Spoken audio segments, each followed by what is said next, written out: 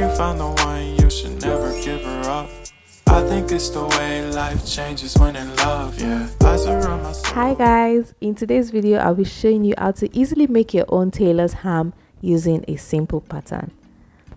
What you'll be needing is the paper and marker for the pattern, your paper scissors, your fabric scissors, a curved ruler or pattern master if you have one, your measuring tape, lots of scrap fabrics, chalk and pins.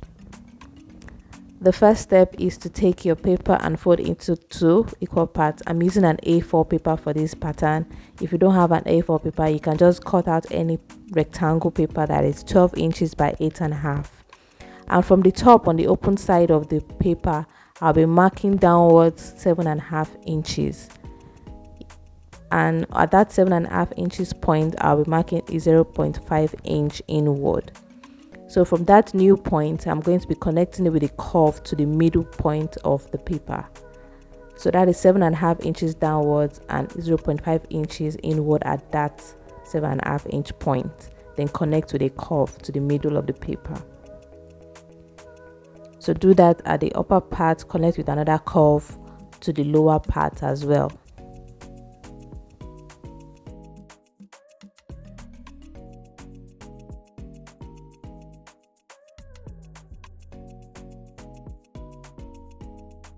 After connecting the 3 points together, we are going to cut out the pattern, and this pattern will now be placed on the piece of fabric that we'll be using to make the tailor's ham.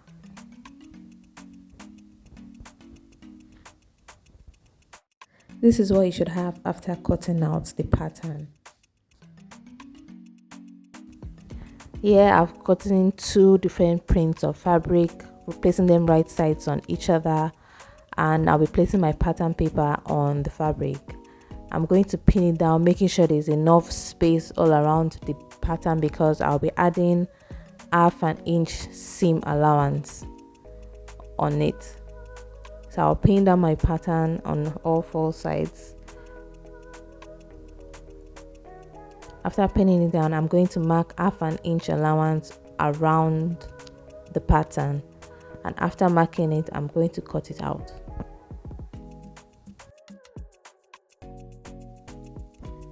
Please give this video a thumbs up if you're enjoying the tutorial or not.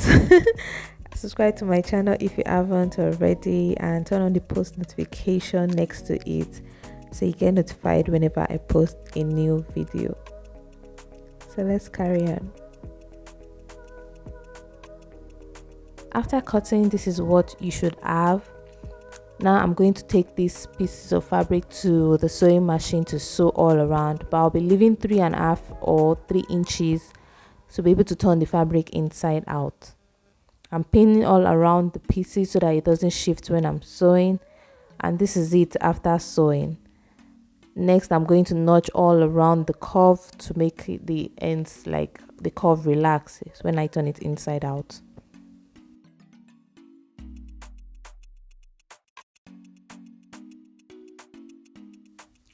After turning it inside out, now here comes the actual workload of this project, because we'll be stuffing these scrap fabrics into the little pouch that we have made for the tailor's ham. We are going to stuff it as tightly and firm as possible. Make sure you don't leave it loose. It has to be very firm, else it will not make sense. So make sure you have enough scrap fabric for this project, because if you don't have enough, you would actually need. I actually ended up using this old bag, and almost a bag as filled as this to fill this, just this little pouch here. So this is what it's looking like so far. After filling it up, you can see how tight and firm it looks. Now we are going to close up that open seam that we have.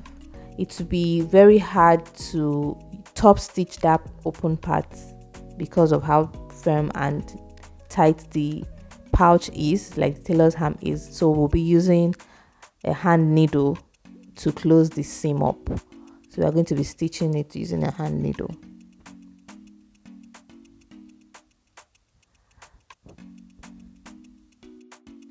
If top stitching the open seam will be more convenient for you, you can go right ahead and do that, but I found it more easy and convenient for me to use the hand needle to close up the open seam because of how firm the tailor's ham was. And this is the end of another tutorial. I hope you guys enjoyed it and learned something new. If you did, please give this video a thumbs up. Don't forget to subscribe to my channel if you haven't already, and turn on that post notification bell next to it so you get notified whenever I post a new video. And also leave comments in the comment section below. No pressure. And I'll see you guys in my next one. Bye.